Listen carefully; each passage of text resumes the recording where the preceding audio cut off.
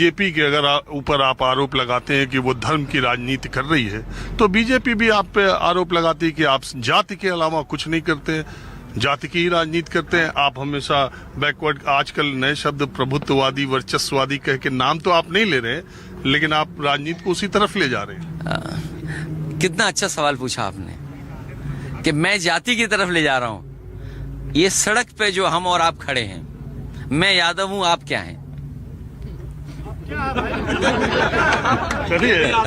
नहीं, यादव नहीं है। आपको मालूम है। देखिए, इस सड़क पे हम खड़े हैं तो ये एक्सप्रेस वे बना है, इसमें कोई जाति नहीं पूछी जा रही है। एम्बुलेंस चलाई हम लोगों ने, उसमें कोई जाति नहीं पूछी जा रही है। डायल 100 पुलिस को दी, उसमें जाति नहीं पूछी जा रही है। आप याद कीजिए, कौन कहता था कि थानों में यादव हैं? अब मैं आपसे कहूंगा, करेक्ट करना मुझे।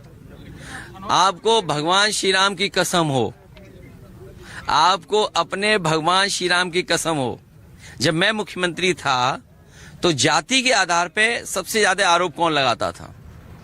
अगर वो आंकड़े सही थे तो मैं उन्हीं बुद्धिजीवियों से, उन्हीं वंशवादियों से, उन्हीं से मैं जानना चाहता हूं आज क्या है। अगर वो जातिवाद था तो आज क्या है? क्योंकि बीजेपी का जो गेम प्लान है वो जनता समझ गई है। उनके जो जादू करने का तरीका वो पीडीए ने तोड़ दिया है, इसलिए वो घबराए हुए हैं। अखिलेश जी, सवाल ये नहीं है, आप इस देश में, खुद कितनी बार ये बात कह चुका कि आजादी के बाद आपकी सरकार आने तक उत्तर प्रदेश में आपकी सरकार ने विकास के बहुत सारे काम किए। मैं सारे जिलों में जाता हूं, मैं खुद ये बात बोल चुका हूं कि मैंने आपके विकास के बहुत प्रोजेक्ट देखे हैं और मैं बताता भी लोगों को हूं। लेकिन सवाल है कि उस विकास के 5 साल के बाद जो चुनाव लगातार हो रहे, कोई चुनाव का मुद्दा, ये गंभीर बात है, कोई चुनाव का मुद्दा, विकास का मुद्दा तो बनता नहीं है। अंत में वो जाकर के वो चीजें जो पोलराइजेशन कर सके, ज्यादा ध्रुवीकरण कर सके, ये 21वीं, आप इंजीनियर हैं, हमेशा इस तरह की बात करते हैं। एक तरफ हमारे लोग अंतरिक्ष में हमारे पहुंच चुके हैं और दूसरी तरफ हम ये चुटिया काटने पर, तो धर्म पर, कथा पर और सनातन पर, इन्हीं चीजों के बीच, और उसमें आप भी उतने ही जिम्मेदार माने जाएंगे कि इनमें फिर चुनाव लास्ट में आते आते इसी के इर्द गिर्द घूमने लगता है। जी याद है 2017 का चुनाव, और मैं ये कोट कर रहा हूं, आप इसको क्रॉस चेक भी कर लेना।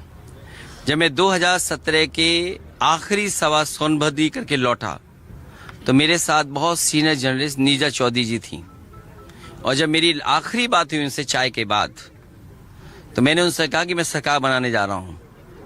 उनसे जो बातचीत हुई और बातचीत में जो निष्कर्ष निकला, उसमें यही था कि अगर समाजवादी पार्टी की सरकार बन जाएगी तो उत्तर प्रदेश की राजनीति विकास के आसपास होगी, और समाजवादी पार्टी हार जाएगी तो भारतीय जनता पार्टी की राजनीति जो है जाति और धर्म की, उसी तरफ लौट जाएगी राजनीति। और वही हुआ। हम लोग नारा दे रहे थे काम बोलता है, लेकिन भारतीय जनता पार्टी के जाति आधार के और धर्म के आधार पर वोट मांग रहे थे। आज उनके भाषण उठा करके देखिए, बिजली को लेकर के क्या कहा था, बिजली को लेकर के क्या कहा गया, या उत्तर प्रदेश में उस समय भाषण क्या दिए जा रहे थे। अगर कोई जाति के आधार पर और धर्म के आधार पर पूरी राजनीति को लेके आया तो वो भारतीय जनता पार्टी है।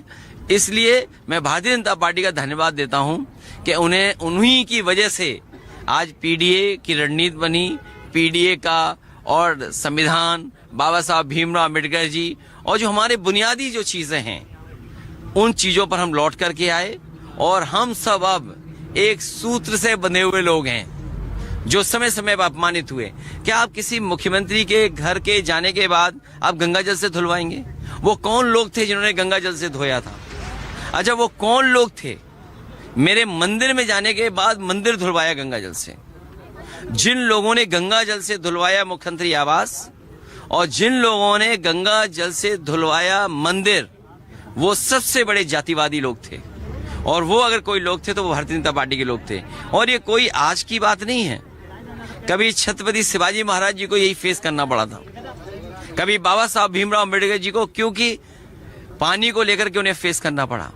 तो इसीलिए मैंने कहा कि हम सब लोग एक दुख से बंधे हुए, एक सूत्र से बंधे हुए लोग हैं।